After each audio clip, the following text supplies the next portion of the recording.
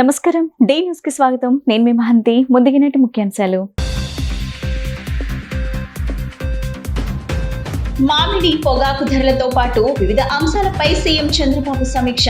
రైతులకు మెరుగైన ధర వచ్చేలా అధికారులు చర్యలు తీసుకోవాలని సూచన.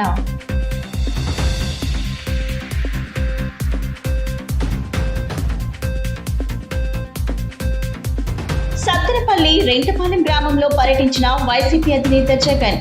కోర్లకుంట వెంకటేశ్వరరావు కుటుంబానికి జరిగిన అన్యాయమే రాష్ట్రంలో పరిస్థితులు తెలియజేస్తుందని ఆవేదన.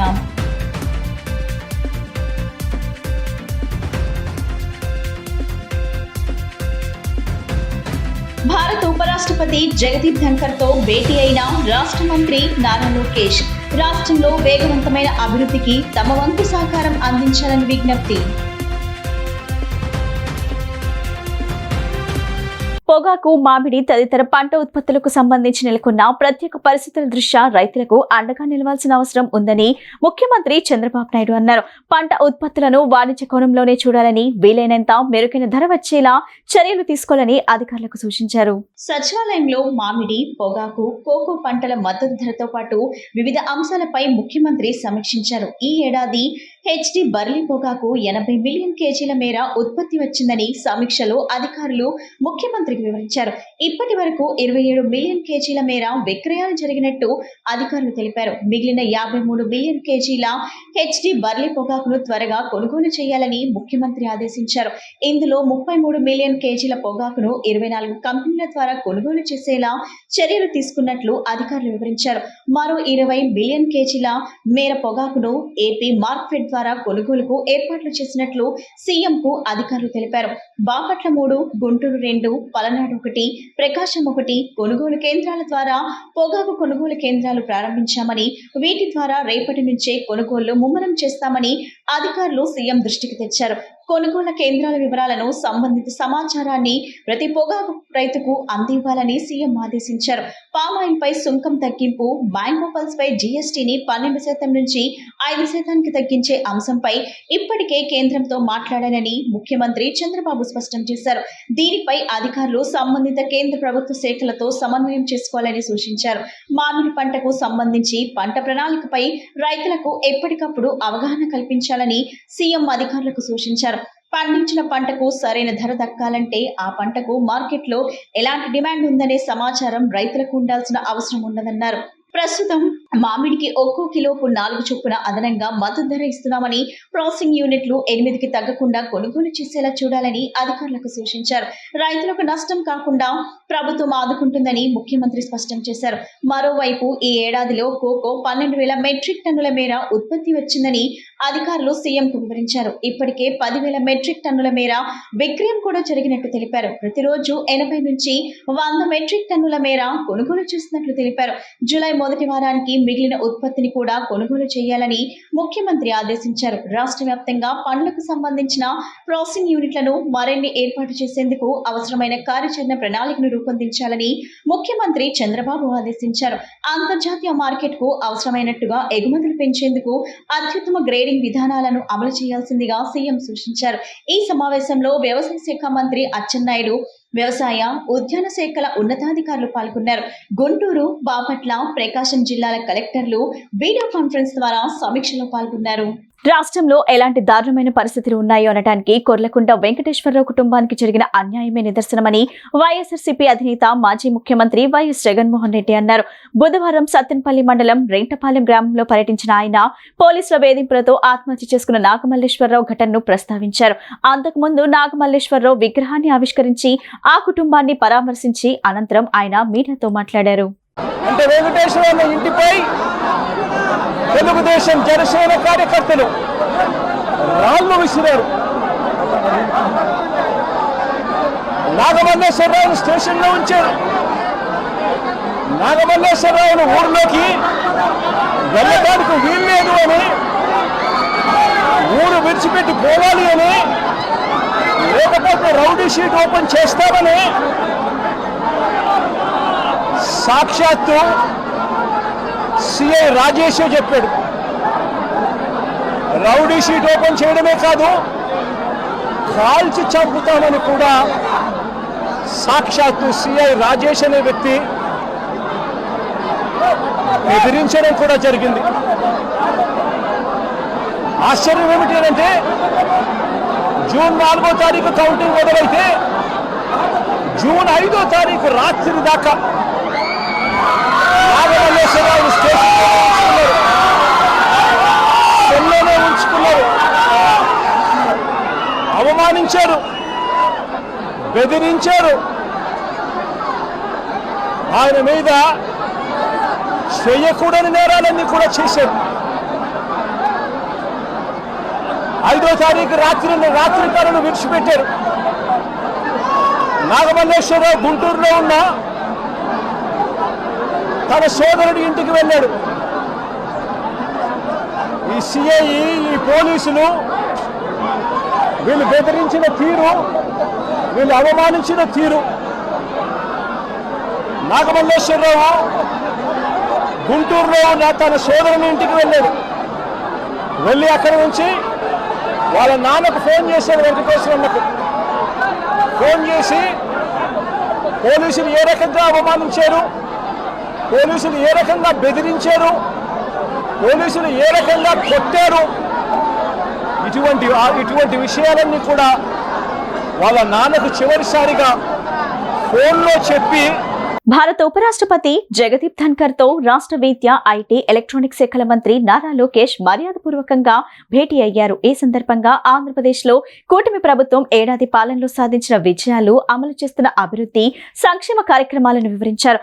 మరింత వేగవంతమైన అభివృద్ధికి మీ వంతు సహాయ సహకారాలు అందించాలని కోరారు. దేశంలోనే తొలిసారిగా రాష్ట్రంలో క్వాంటమ్ వ్యాలీని ఏర్పాటు చేస్తున్నామని తెలిపారు.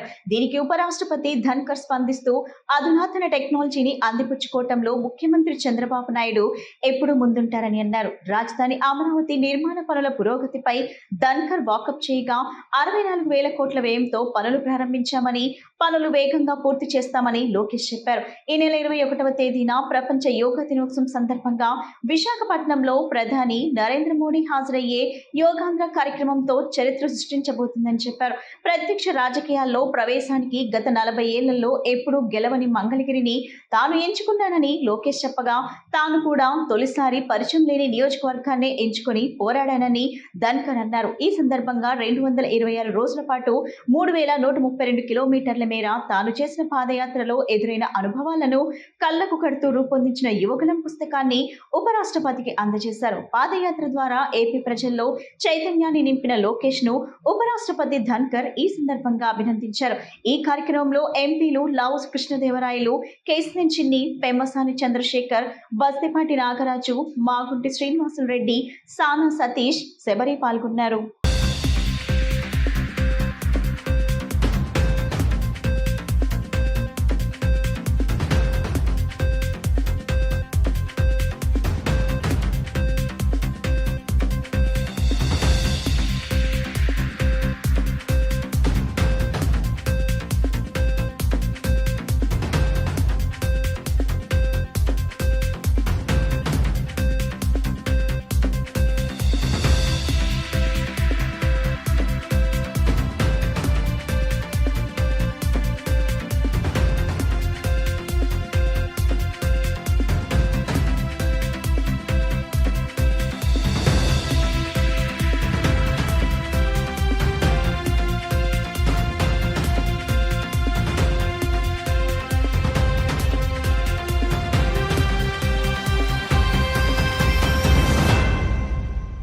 భారతీయుల వారసత్వ సాంస్కృతిక సంపదైన యోగాను నేడు యావత్ ప్రపంచం అనుసరిస్తుందని, తద్వారా సమగ్రమైన, ప్రశాంతమైన, సంతృప్తికరమైన జీవనశైలి వైపు పయనించే అవకాశం ఉందని రాష్ట్ర పర్యాటక, సాంస్కృతిక, సినిమాటోగ్రఫీ మంత్రి కందుల దుర్గేష్ అన్నారు. బుధవారం ఎన్టీఆర్ జిల్లా విజయవాడలోని తుమ్మలపల్లి వారి క్షేత్రయ కళాక్షేత్రంలో జరిగిన 11వ అంతర్జాతీయ యోగా దినోత్సవ వేడుకలు 2025 కార్యక్రమానికి మంత్రి కందుల దుర్గేష్ ముఖ్య అతిథిగా హాజరయ్యారు. ఈ సందర్భంగా మంత్రి కందుల దుర్గేష్ మాట్లాడుతూ ప్రతి ఒక్కరి జీవితంలో యోగా సాధన భాగం కావాలని సూచించారు. భారతదేశ వారసత్వ సాంస్కృతిక సంపద యోగా అని తెలుపుతూ ఇటీవల తాను బెర్లిన్ కు పర్యటనకు వెళ్ళినప్పుడు అక్కడి ఇన్వెస్టర్లను ఆకర్షించే క్రమంలో ఏపీకి ఉన్న ప్రత్యేకతను వారు గుర్తించి సంబంధిత అంశంపై తనతో చర్చించారని తెలిపారు. 974 కిలోమీటర్ల సుదీర్ఘ సముద్ర తీరం ఉన్న ఆంధ్రప్రదేశ్ లో యోగా వెల్నెస్ సెంటర్లు వృద్ధి చేయాలని యూరోపియన్లు తనకు సూచించినట్లు మంత్రి వివరించారు. యోగాకు ప్రపంచ స్థాయిలో ప్రత్యేక స్థానం ఉందన్నారు. భవిష్యత్ బాగుండాలంటే యోగాను జీవితంలో అంతర్భాగం చేసుకోవాలని సూచించారు. యోగాతో సంపూర్ణ ఆరోగ్యం సిద్ధించి అన్ని రంగాల్లో ఎదిగేందుకు దోహదపడుతుందన్నారు. ప్రస్తుత ఆధునిక జీవన శైలి నుండి రక్షణ పొందేందుకు ఆరోగ్యమయ జీవితానికి యోగా మంచి సాధనమన్నారు. తాము చేపడుతున్న కార్యక్రమాల ద్వారా ప్రజలు యోగా సాధనను జీవితాంతం ఆచరించేలా ప్రోత్సహిస్తున్నామన్నారు. అంతర్జాతీయ యోగా దినోత్సవాన్ని పురస్కరించుకొని చరిత్రలో నిలిచిపోయే యోగాంధ్ర 2025 ను రాష్ట్ర ప్రభుత్వం అత్యంత వైభవంగా నిర్వహిస్తుందన్నారు. కార్యక్రమంలో వైద్య శాఖ మంత్రి, జిల్లా ఇన్ఛార్జ్ మంత్రి Satyakumar Yadav, secondary health director doctor ఏ సిరి, ఆయుష్ డైరెక్టర్ దినేష్ కుమార్, ఎన్టీఆర్ జిల్లా కలెక్టర్ డాక్టర్ జి లక్ష్మీషా, ఇతర జిల్లాల అధికారులు పాల్గొన్నారు.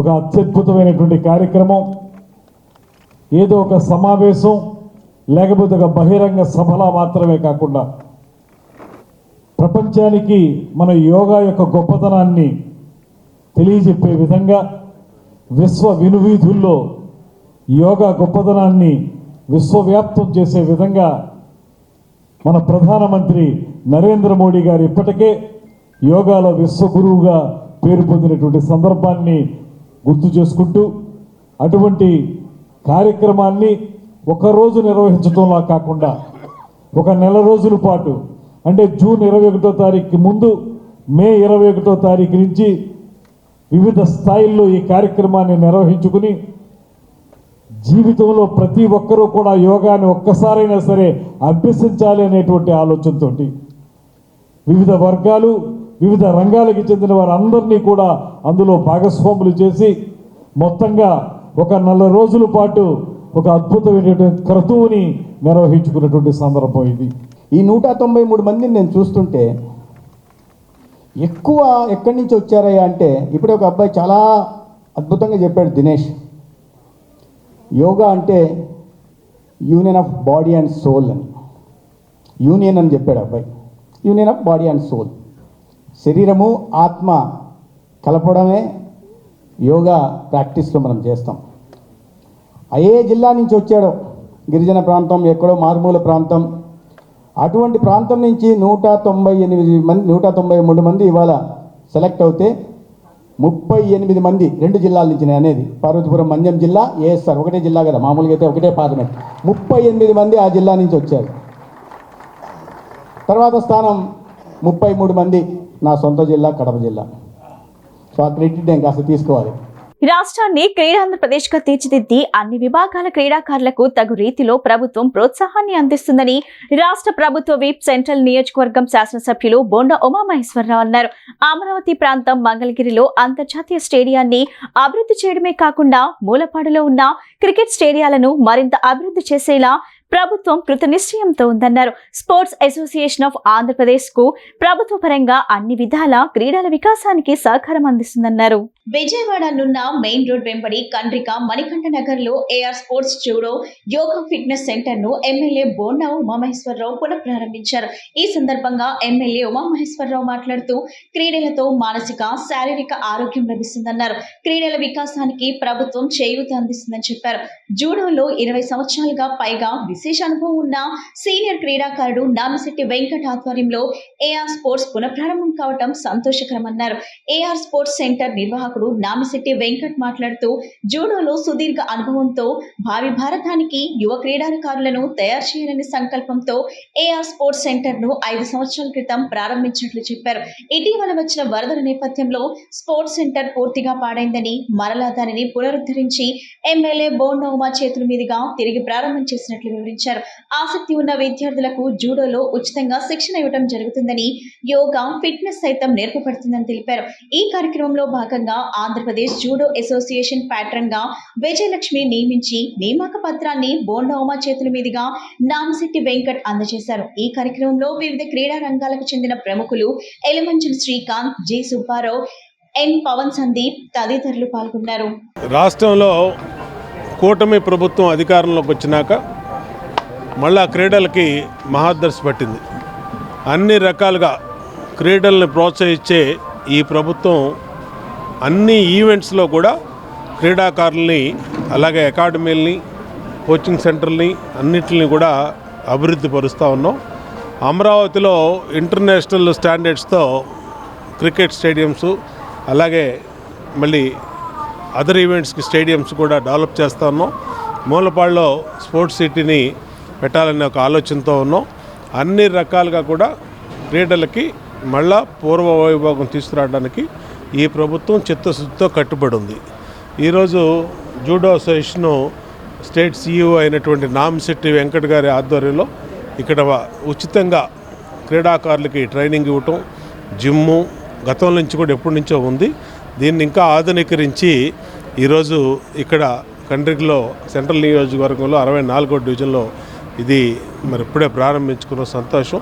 ఇక్కడి నుంచి ఎంతోమంది క్రీడాకారులు నేషనల్ లెవెల్కి కూడా వెళ్ళారు. గతంలో కూడా రాబోయే రోజుల్లో కూడా క్రీడాకారులు అన్ని రకాలుగా ఈ కేంద్రాన్ని ఉపయోగించుకొని అత్యున్నత స్థాయి ప్రతిభ కనబరిచి అత్యున్నత స్థానాలకు వెళ్ళాలని హృదయపూర్వకంగా వాళ్ళకి ఆశీస్సులు ఇస్తూ ప్రభుత్వం తరఫున వాళ్ళకి అన్ని రకాలుగా అండగా ఉంటాం, పూర్తిగా వాళ్ళకి ప్రోత్సహిస్తాం. ఈరోజు ఇక్కడ జూడో అండ్ యోగా ఫిట్నెస్ అనేటువంటి సెంటరు ఏఆర్ స్పోర్ట్స్ ఎడ్యుకేషన్ అనే సంస్థ ఒక 5 సంవత్సరాల క్రితం మా అమ్మ నాన్న పేరిట స్థాపించడం జరిగింది.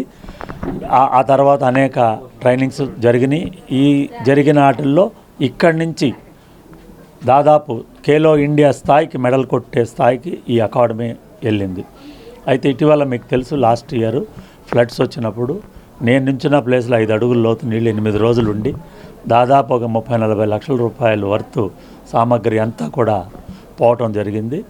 దీన్ని మళ్ళీ శక్తి కూడగట్టుకొని, ఇది కేవలం మా సొంత సంస్థ, ఇది వ్యాపార సంస్థ అయితే కాదు, ఉచితంగానే ఇక్కడ అందరికీ ట్రైన్ చేస్తాం. కనుక మళ్ళీ దీన్ని ఒక దాదాపు 10 లక్షల రూపాయలు ఖర్చు పెట్టి మళ్ళీ అంత రెన్యువేషన్ చేసి నూతన ప్రారంభం చేసుకోవటం జరిగింది. ఈరోజు పెద్దలు గౌరవనీయులు మన విజయవాడ సెంట్రల్ అసెంబ్లీ ఎమ్మెల్యే గారు, ప్రభుత్వ విప్ శ్రీ బోండా ఉమామహేశ్వరరావు గారు రావటం జరిగింది. వారి చేతుల మీదుగా నిజానికి ఎంపీ గారు కూడా రావాలి, వారు అనుకోని పరిస్థితులు అబ్రాడ్లో ఉన్నారని ఇండియాలో కూడా లేదు. మళ్ళీ 21-22 వస్తా వెంకటని వారు చెప్పడం జరిగింది. ఈ రోజు నుంచి ఇది ఇక్కడ జూడో అనేటువంటి ఒలింపిక్ క్రీడ ఉచితంగా క్రీడాకారులను ట్రైన్ చేయడం జరుగుతుంది. మీ ద్వారాగా కూడా నేను అప్పీల్ చేసుకునేది, ఈ పరిసర ప్రాంతాల్లో ఎవరు ఉన్నా ఇది గవర్నమెంట్ ఆఫ్ ఆంధ్రప్రదేశ్ రికగ్నైజేషన్ సంస్థ ప్లస్ స్పోర్ట్స్ కోటా ఉన్నటువంటి క్రీడ. ఎవరైనా ఆసక్తి గల క్రీడాకారులు వస్తే వారిని మనం ఇక్కడ తీసుకొని ట్రైనింగ్ ఇవ్వటం జరుగుతుంది. ఈ రేపటి నుంచి కార్యక్రమాలు యథావిధిగా జరుగుతూ ఉంటాయి.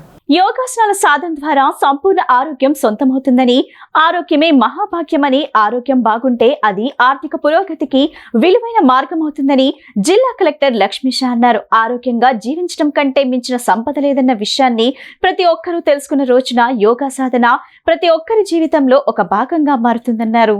విజయవాడ BRDS యోగా స్ట్రీట్ లో జిల్లా అధికార యంత్రాంగం, విజయవాడ నగరపాలక సంస్థ ఆధ్వర్యంలో బుధవారం జరిగిన యోగాంధ్ర కార్యక్రమంలో కలెక్టర్ లక్ష్మీషా వివిధ బ్యాంకుల అధికారులు, సిబ్బంది, వాస్వి ఇంటర్నేషనల్ క్లబ్ సభ్యులతో కలిసి యోగాసనాలు వేశారు. ఈ సందర్భంగా కలెక్టర్ మాట్లాడుతూ, ప్రజలు ఆరోగ్యం బాగుంటే వైద్య ఖర్చుల రూపంలో చేసే వ్యయం తగ్గటం వల్ల వారిలో డబ్బును పొదుపు చేసే సంస్కృతి పెరుగుతుందని, అది వ్యక్తి శ్రేయస్సుకు, ఆర్థికాభివృద్ధికి దోహదపడుతుందని పేర్కొన్నారు. ఇదే వేదికపై కొన్ని రోజుల కిందట వైద్యులు కూడా యోగా సాధన చేశారని, వారి ప్రసంగాల్లో సైతం యోగాసనాలు ఆచరించడం ద్వారా అద్భుతమైన ఆరోగ్యం ప్రజలకు లభిస్తుందని తెలిపారన్నారు. యోగా సాధన విశిష్టతపై బ్యాంకర్లు తమ ఖాతాదారులకు, ఉద్యోగులకు, సిబ్బందికి అవగాహన కల్పించాలన్నారు. జీవితంలో ఏం సాధించాలన్నా ఆరోగ్యంగా ఉండటం ముఖ్యమని, ప్రతి ఒక్కరూ తమ రోజువారీ జీవితంలో యోగా సాధనకు కొంత సమయం కేటాయించాలన్నారు. యోగాంధ్ర భాగంగా ఒక నెల పాటు మే 21 తారీఖు నుంచి జూన్ 21 తారీఖు వరకు ప్రతి వాక్స్ ఆఫ్ లైఫ్ పీపుల్ని ఇక్కడ ఇన్వైట్ చేసి యోగా శిబిరాలు ఏర్పాటు చేసి యోగా గురించి అవేర్నెస్ కల్పించి సొసైటీలో ప్రతి ఒక్కరు యోగా ప్రాక్టీస్ చేసేలాగా చేయడానికి ఎన్టీఆర్ జిల్లాలో ఈ కార్యక్రమం నిర్వహించడం ఉంది. రాష్ట్ర వ్యాప్తంగా గౌరవ ముఖ్యమంత్రి వారి ఆదేశాల మేరకు రాష్ట్రంలో 2 కోట్ల మందికి అట్లాగే జిల్లాలో దాదాపు 10 లక్షల మందికి కొత్తగా యోగా నేర్పించి వాళ్ళు ప్రతిరోజు యోగా ప్రాక్టీస్ చేసేలాగా చేసి ఆరోగ్యం బాగుండేలాగా వాళ్ళు చేసే పనులు ప్రొడక్టివిటీ పెరిగేలాగా ఈ విజన్ ఆంధ్రప్రదేశ్ అలాగే వికసిత్ భారత్కి వాళ్ళు తోడ్పడేలాగా ఈ సంకల్పం చేయడం జరిగింది. దీని భాగంగా ఈరోజు విజయవాడ ఎన్టీఆర్ డిస్టిక్ విజయవాడలో బీఆర్టీఎస్ రోడ్లో బ్యాంకర్స్ని ఇన్వాల్వ్ చేసి సో వాళ్ళని కూడా యోగా కార్యక్రమంలో ట్రైనింగ్లో ఇన్వాల్వ్ చేసి వాళ్ళ ద్వారా కూడా ప్రతి ఒక్కరికి అవేర్నెస్ కల్పించడానికి ఈరోజు ఆ ప్రోగ్రామ్ చెప్పడం జరిగింది.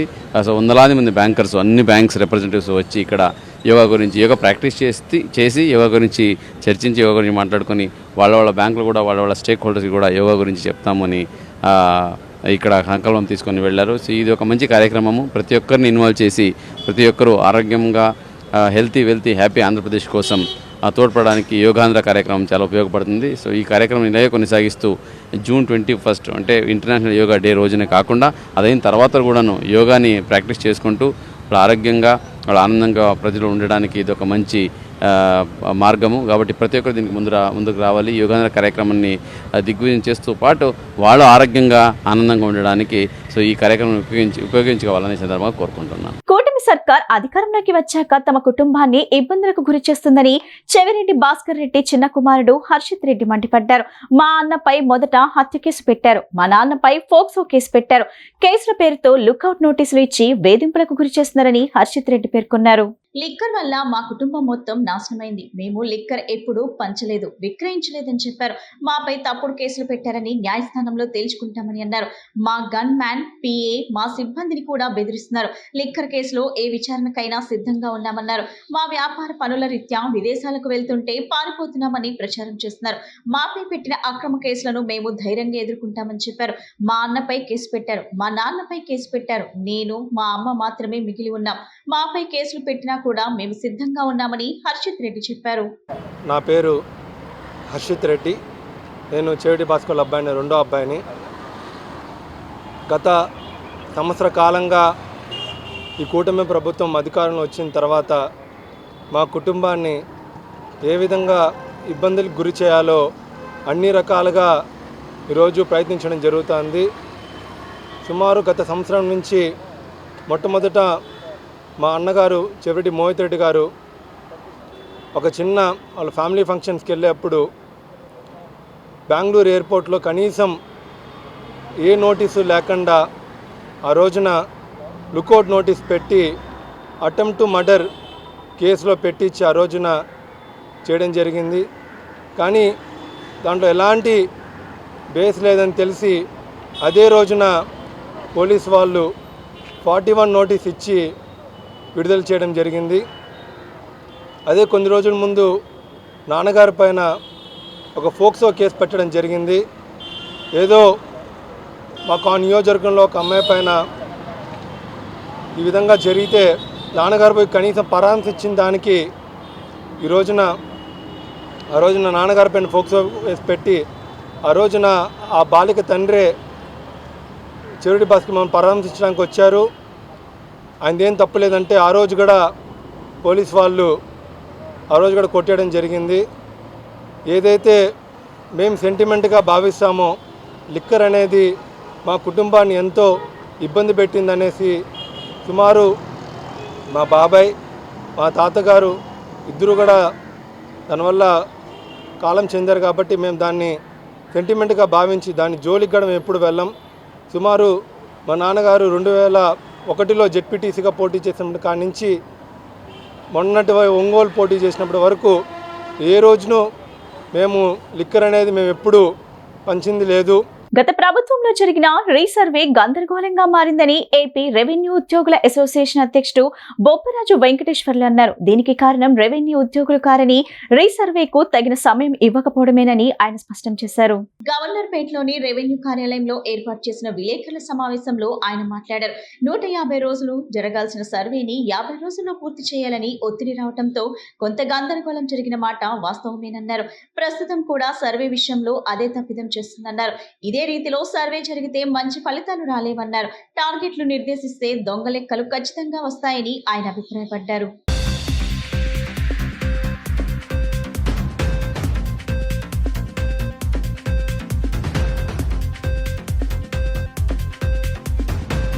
అనేక శాఖలకి తల్లి లాంటి రెవెన్యూ శాఖ దాదాపుగా కొన్ని దశాబ్దాల పాటు రాచరికపు పాలన నుంచి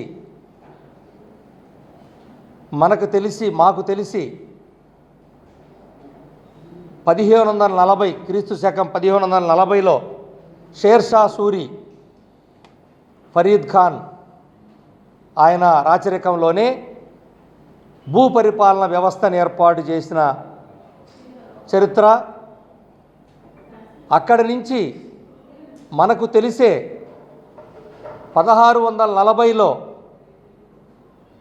కంచర్ల గోపన్న అంటే శ్రీరామదాసుగా ప్రసిద్ధిగాంచినటువంటి కంచర్ల గోపన్న ఖమ్మం జిల్లా పాల్వంచ పరగనకి తహసీల్దారుగా ఆనాడున్నటువంటి గోల్కొండ నవాబు గారు తానిషా గారు అనేక ఇబ్బందులు పెట్టినటువంటి చరిత్ర కూడా ఇటీవల కాలంలో కూడా మనం చూసాం. రెవెన్యూ ఉద్యోగులు సేవా తత్పరతకు గౌరవాన్ని ఇచ్చినటువంటి రాష్ట్ర ప్రభుత్వం ప్రతి సంవత్సరం జూన్ 20వ తేదీని రెవెన్యూ దినోత్సవంగా అధికారికంగా నిర్వహించాలని నిర్ణయం తీసుకోవడం పట్ల యావత్ రెవెన్యూ శాఖ హర్షం వ్యక్తం చేస్తున్నాం. ఈ సందర్భంగా గౌరవ ముఖ్యమంత్రి వర్యులు శ్రీ నారా చంద్రబాబు నాయుడు గారికి, అదేవిధంగా గౌరవ రెవెన్యూ శాఖ మంత్రులు శ్రీ అనగాని సత్యప్రసాద్ గారికి, గౌరవ CCLA మరియు స్పెషల్ చీఫ్ సెక్రటరీ శ్రీమతి జి జయలక్ష్మి IAS గారికి రెవెన్యూ శాఖ తరఫున కృతజ్ఞతలు తెలియజేసుకుంటున్నాం. మరి ఈ యొక్క రెవెన్యూ దినోత్సవాన్ని పురస్కరించుకుని ప్రతి ఒక్క రెవెన్యూ ఉద్యోగి కూడా రెవెన్యూ శాఖ చేస్తున్నటువంటి సేవల్ని మరింత ప్రజాహితంగా, అవినీతి రహితంగా ప్రజల వద్దకు తీసుకువెళ్లాలని. కేంద్రంలోని నరేంద్ర మోడీ ప్రభుత్వం రైతులను అన్ని విధాలా దగా చేసిందని రైతాంగ పోరాట సమన్వయ సమితి కన్వీనర్ వడ్డే శోభనాధీశ్వరరావు దుష్మెత్తారు. పంటలకు గిట్టుబాటు ధరలు లేకపోగా ధరల స్థిరీకరణ నిధికి మంగళం పాడటంతో రైతుల పరిస్థితి ఆగమ్య గోచరంగా మారిందన్నారు.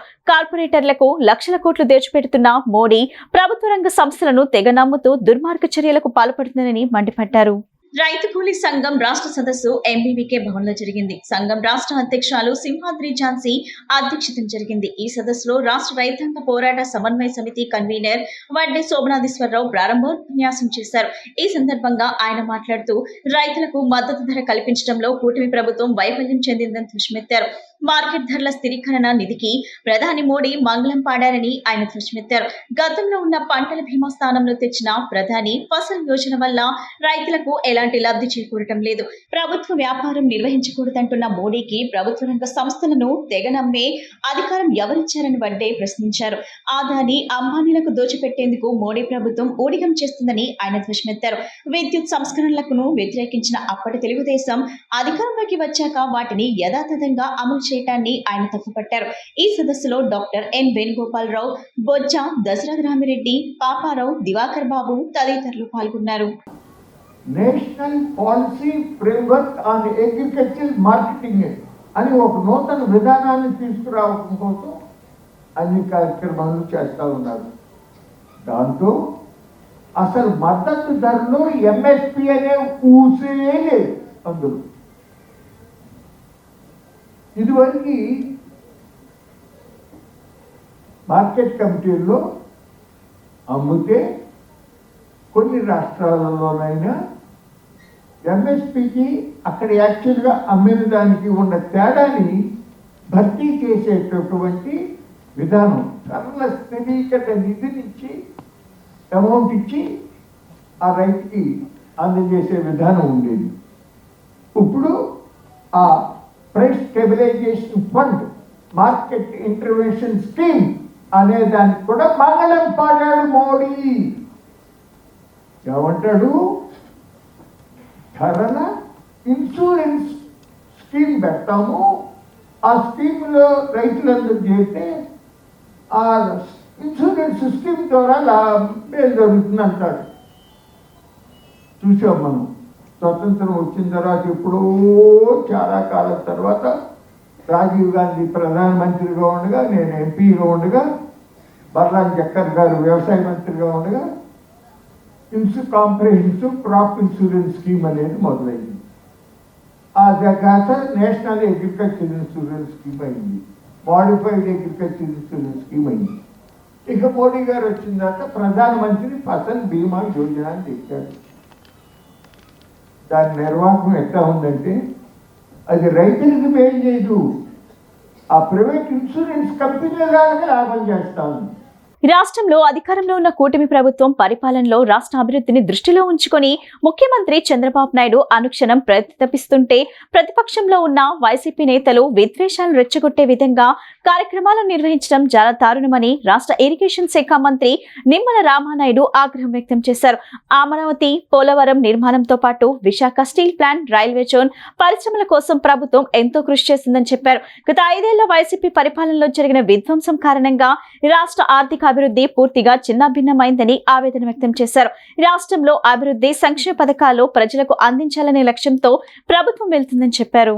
5 సంవత్సరాల వైసీపీ పాలనలో కక్షలు, కేసులు, వేధింపులతో జరిగినటువంటి పాలన నుంచి ఈ ఆంధ్రప్రదేశ్ రాష్ట్రానికి విముక్తి కలిగినటువంటి పరిస్థితుల్లో మళ్ళీ ఈ యొక్క 10-12 నెలల మరి యొక్క పరిపాలనలో మనందరం కూడా చూస్తూ ఉన్నాం.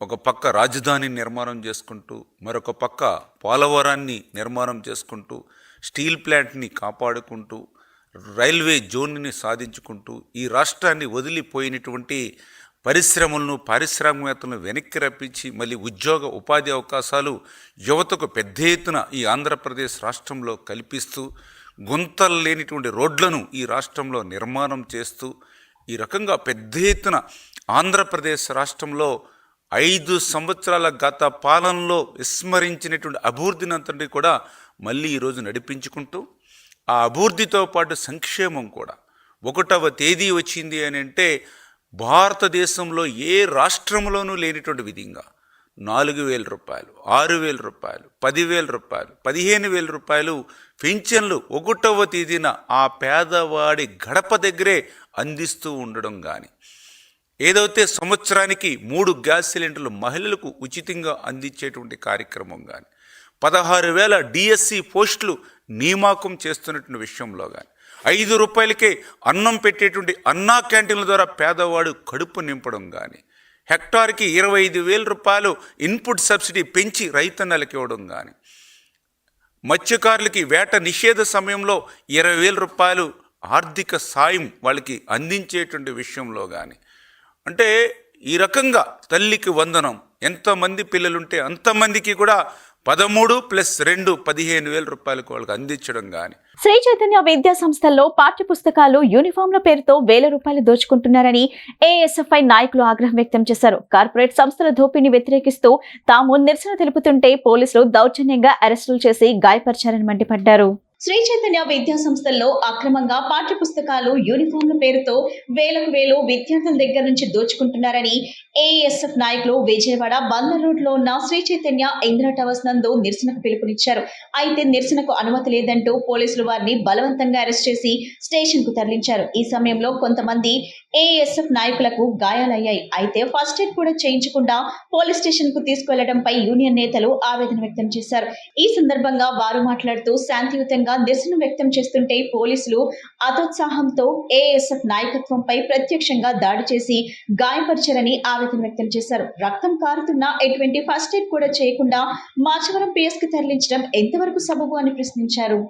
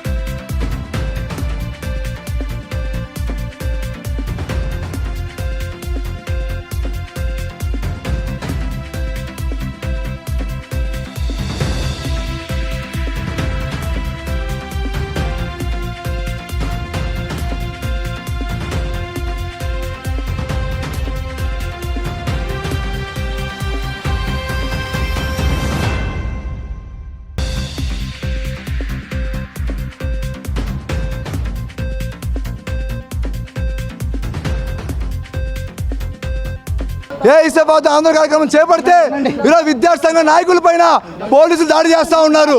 మేము ఏఐఎస్ఎఫ్గా ప్రశ్నిస్తూ ఉన్నాం. పోలీసులు చైతన్య విద్యార్థి దోపిడీకి ఈరోజు మద్దతు పలుకుతున్నారా అని చెప్పి ఏఐఎస్ఎఫ్గా ప్రశ్నిస్తూ ఉన్నాం. ఈరోజు పాఠ్య పుస్తకాలు అమ్ముతున్నారయ్యా, ఆర్ఐఓ వస్తున్నాడు, 10 నిమిషాలు ఆగమంటే ఆగకుండా విద్యార్థి సంఘ నాయకుల పైన చొక్కాలు దింపేసి దాడులు చేస్తూ ఉన్నారు. కాబట్టి స్పష్టంగా తెలియజేస్తూ ఉన్నాం, మీరు పోలీసులు మాత్రం ఏఐఎస్ఎఫ్ నాయకులకు క్షమాపణ చెప్పబోతే మాత్రం ఏఐఎస్ఎఫ్ రాష్ట్ర వ్యాప్తంగా పెద్ద ఆందోళన చేపడతాం.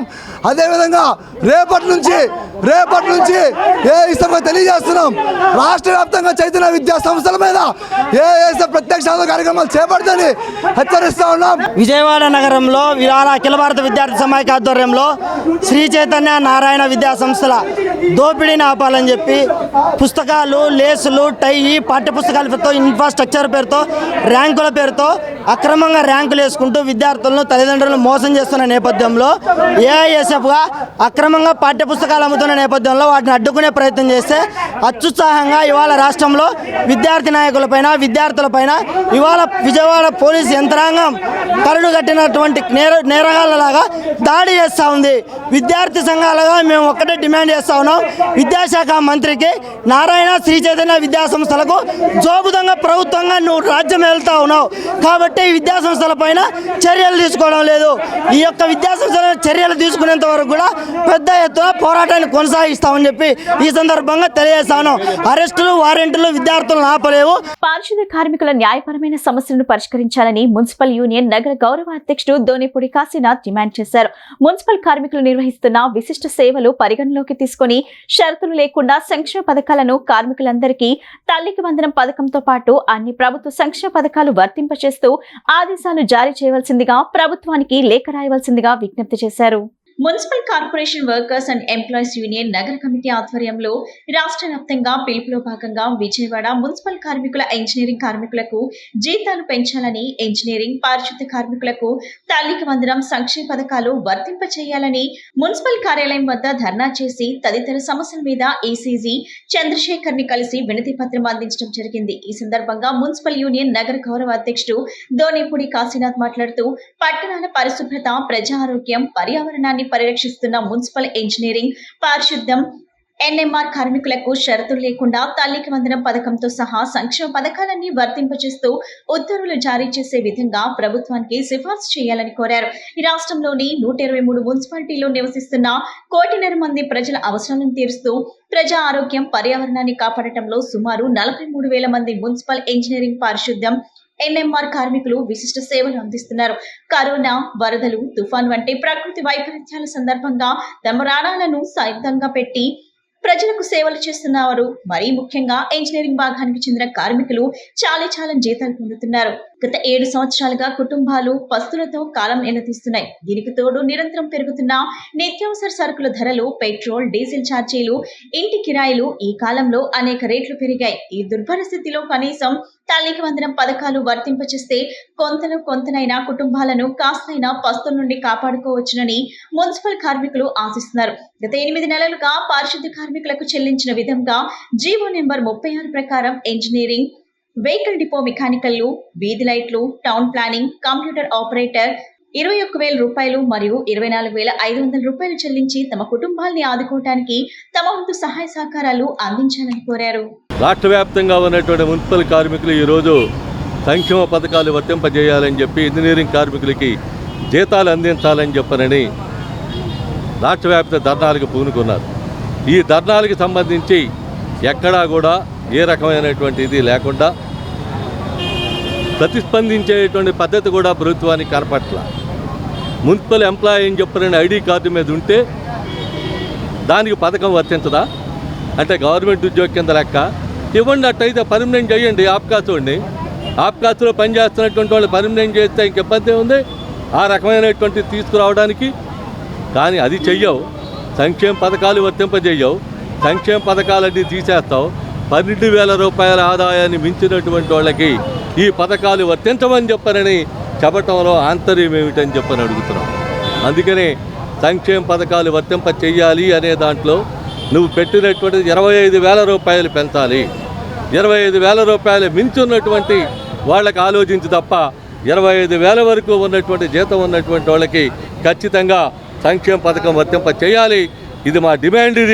ఈ రకమైనటువంటి డిమాండ్తోనే ఈరోజు రాష్ట్ర వ్యాప్తంగా పెద్ద ఎత్తున కార్యక్రమాలు చేపట్టదలిచాం.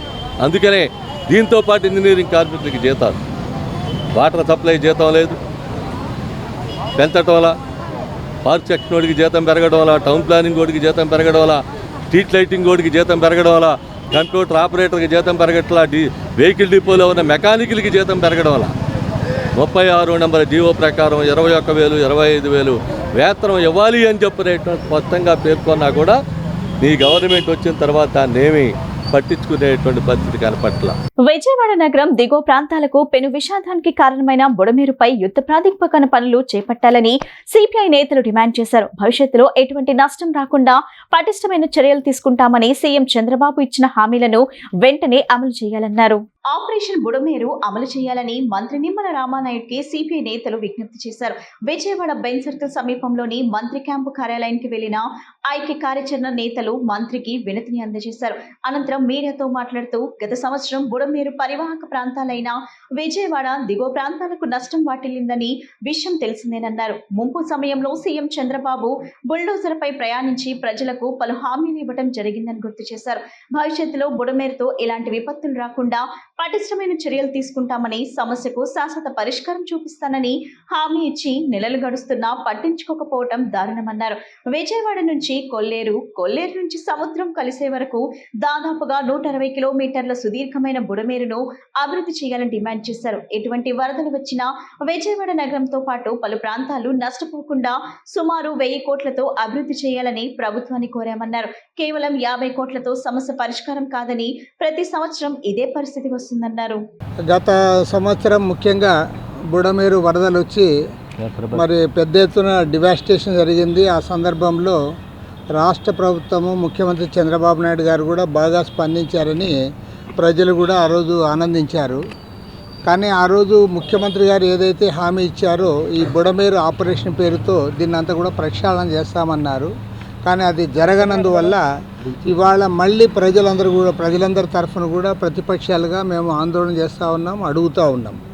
ఎందుకంటే ఆపరేషన్ బుడమేరు ఏదైతే ఉందో అది చేయడం ద్వారా మాత్రమే ఎన్టీఆర్ జిల్లా, ప్రత్యేకించి విజయవాడ నగరము, దీంతోపాటు కృష్ణా జిల్లా, అదేవిధంగా చివరికి ఏలూరు జిల్లా కూడా దీనిపైన అనుసంధానమై ఉంది. కాబట్టి కొల్లేరుకు పోయే వరకు కూడా దీన్నంతా ప్రక్షాళన చేయాలి. కానీ మంత్రి గారు చెప్పిన దాని ప్రకారం నాకు అర్థమైంది ఏమంటే ఇదంతా చేయాలంటే దాదాపు 8,000 కోట్ల పైన ఖర్చు అవుతుంది. కాబట్టి డివాస్టేషన్ దాని కింద కేంద్ర ప్రభుత్వం నిధులతో దాన్ని సమకూరుస్తాము, చేర్చాలని ప్రయత్నం చేశామని చెప్తా ఉన్నారు. ఆపరేషన్ బుడమేరుని అమలు చేయాలని చెప్పి మంత్రి గారిని కోరటం జరిగింది. దశల వారీగా అమలు చేస్తామని చెప్పి హామీ ఇచ్చారు. అదే సందర్భంలో మేము ఈ డిమాండ్ చేసింది మంత్రి గారిని, ఆపరేషన్ బుడమేరు అమలులో భాగంగా మొదటి ప్రాతిపదికగా ఒక 1,500 కోట్ల రూపాయలు కేటాయించి రానున్న వర్షాకాలాన్ని దృష్టిలో పెట్టుకొని యుద్ధ ప్రాతిపదిక పైన వెలగేరు రెగ్యులేటర్ నుంచి యూటీ ద్వారా అక్కడి నుంచి ఉప్పుటేరు వరకు కూడా ఉన్నటువంటి గండ్లను పూడ్చి యుద్ధ ప్రాతిపదిక పైన కన్నా చర్యలు తీసుకోకపోతే మరోసారి విజయవాడ నగరం అంధకార బంధురమవుతుందని చెప్పేసి మంత్రి గారి దృష్టికి తీసుకురావడం జరిగింది. రాష్ట్ర ఇరిగేషన్ మంత్రి నిమ్మల రామానాయుడు గారిని కలవడం జరిగింది. ఇందులో రామకృష్ణ గారు, శంకర్ గారు, కోటేశ్వర గారు, శ్యామలయ్య గారు, మిగిలినటువంటి పెద్దలు అందరం కూడా వచ్చి అఖిలపక్షంగా ఆయన కలిసి వివరాలు చెప్పడం జరిగింది. మంత్రి గారు చెప్పింది ఏంటంటే నిధులు కొరత ఉందండి, దాని మూలంగా మరి వాళ్ళ దాదాపు 8 నుంచి 10,000 కోట్ల రూపాయలు అవుతుంది. ఇది ఆధునీకరణ చేసి వరద నివారించాలన్నా రైతులు ఇబ్బంది లేకుండా పట్టణాల్లో ఉండేటటువంటి ఇళ్ళు కానీ వ్యాపారస్తులు కానీ ఎవరు దెబ్బలు తగలకుండా ఉండాలంటే అటువంటి మనీ వాంటింగ్ ఉంది. మేము దీనికి కేంద్ర ప్రభుత్వానికి కూడా పంపాం. అక్కడి నుంచి సానుకూల స్పందన లేదు. వార్తలు ముగించే ముందు ముఖ్యాంశాలు మరోసారి. మామిడి పొగాకు ధరలతో పాటు వివిధ అంశాలపై సీఎం చంద్రబాబు సమీక్ష. రైతులకు మెరుగైన ధర వచ్చేలా అధికారులు చర్యలు తీసుకోవాలని సూచన.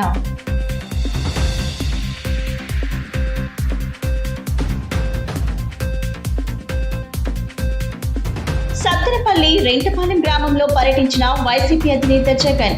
కోర్లకుంట వెంకటేశ్వరరావు కుటుంబానికి జరిగిన అన్యాయమే రాష్ట్రంలో పరిస్థితులు తెలియజేస్తుందని ఆవేదన.